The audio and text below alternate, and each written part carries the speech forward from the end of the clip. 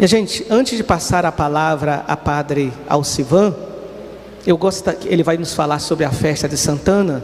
Eu gostaria de explicar uma situação que aconteceu ontem no nosso estado, no Rio Grande do Norte.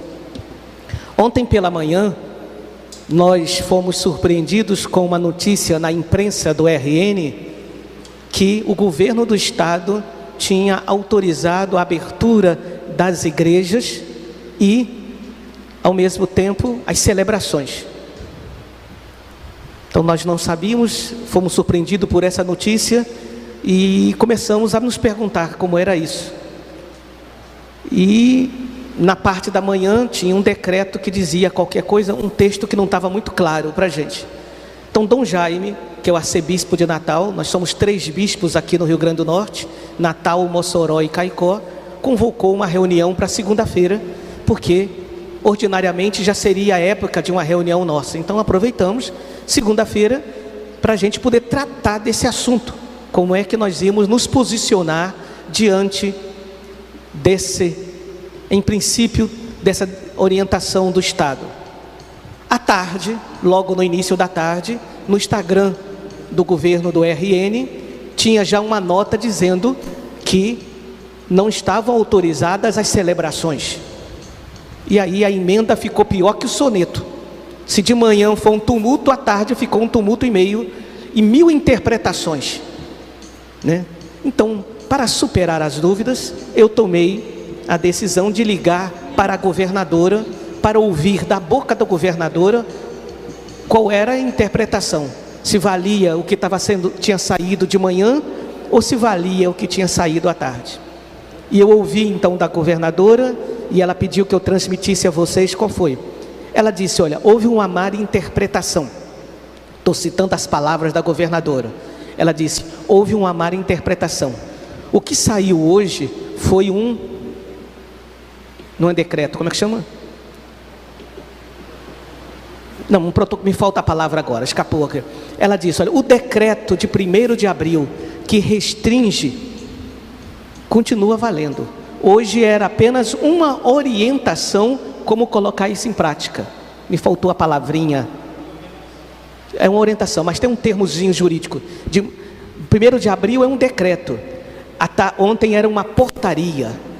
E ela disse: entre uma portaria e um decreto há uma distinção. Um decreto é muito mais amplo. Ela disse: foi uma portaria para regulamentar o decreto de 1º de abril. Ela disse: continua valendo o decreto de 1º de abril. Certo? Bem, explicado, esta é a explicação do governo do estado.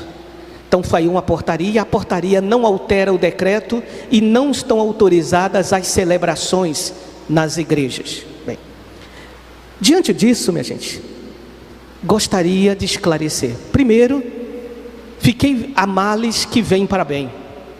Me surpreendi com a quantidade de mensagens que eu recebi de padres da nossa diocese, de leigos dizendo: espero que os bispos do Rio Grande do Norte tenham um bom senso e não façam isso. Fiquei feliz com isso. Não sabia que a nossa consciência que a gente estava tão consciente. Várias pessoas se manifestaram através do Facebook, das paróquias, e os párocos mandaram para mim, os próprios padres mandaram isso. Então foi bom que a gente começou a perceber o quanto nós temos amadurecido, tanto o nosso clero quanto o nosso povo diante disso. Depois, minha gente, deixa eu explicar uma relação que existe entre a igreja e o Estado. Entre a igreja e o Estado. E quando eu falo Estado, eu estou falando tanto quanto federação, quanto como Estado, como município. A igreja, ela está dentro de uma sociedade. E como qualquer cidadão e qualquer instituição que está dentro do Estado, ela segue as orientações do Estado. Então, quando o Estado, num decreto, coloca uma medida restritiva para o bem da coletividade, nós não estamos isentos disso. Então o decreto dizia que para proteger as pessoas do Rio Grande do Norte, qualquer evento que aglomerasse pessoas estava suspenso. Isso vale para tudo, inclusive para celebrações. E a igreja não está isenta disso. E nós nos aceitamos, né, a orientação como bom senso, mas ao mesmo tempo que a gente se sente parte da sociedade potiguar. Por outro lado, uma hipótese, olha o que eu estou dizendo agora, é uma hipótese. Imagine se ontem, em vez de uma portaria, fosse um decreto autorizando. Nós não somos obrigados a seguir uma autorização. É diferente, entende? Quando a gente faz uma atitude que a gente pode prejudicar alguém, então, e vem uma determinação proibindo, nós temos que nos submeter. Uma autorização não, minha gente. Se você tem um prédio na sua casa e ele corre risco de cair, a Defesa Civil pode proibir o uso daquele prédio. Mas se o prédio está pronto, a Defesa Civil não pode te obrigar a habitar o prédio, porque é na via positiva. Isso é a liberdade. Mesmo que não foi, mesmo que ontem fosse um decreto autorizando, cabe à Igreja do Rio Grande do Norte, portanto cabe aos bispos do Rio Grande do Norte decidirem se as igrejas abririam ou não. Só para vocês verem, minha gente, o decreto de 1º de abril autoriza as igrejas abertas, e nós bispos não autorizamos as igrejas ficarem abertas como prevenção. Não sei se vocês não perceberam, o decreto autoriza a ficar aberto, não autoriza celebrações. Nós, por medida preventivas, ouvindo o bom senso da ciência, e fiquei feliz ouvindo o bom senso, nós achamos por bem não abrir. Porque muita gente imaginou, agora o governo falou, o bispo é obrigado a seguir. É diferente, minha gente. Uma coisa é uma proibição, quando uma atitude nossa pode prejudicar alguém.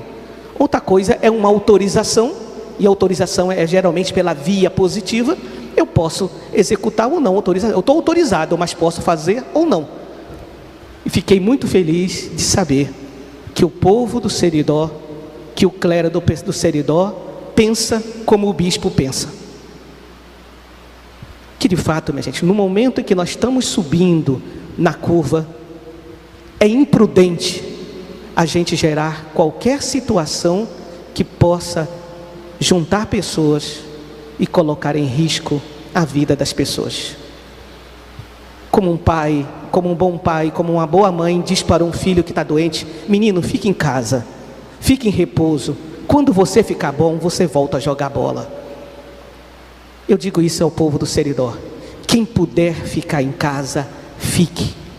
Use as medidas sanitárias de higiene, usem máscara, que mais rápido, se fizermos o dever de casa certinho, o mais rápido possível, passaremos.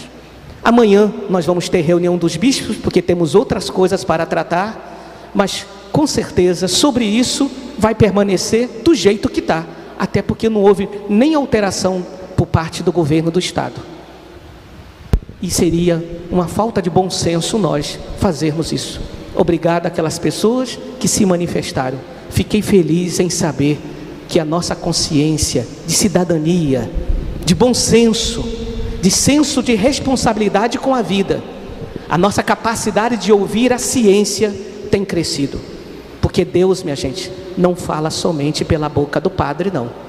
Também fala pela boca de qualquer pessoa de bom senso. E um cientista de bom senso, ele é instrumento de Deus.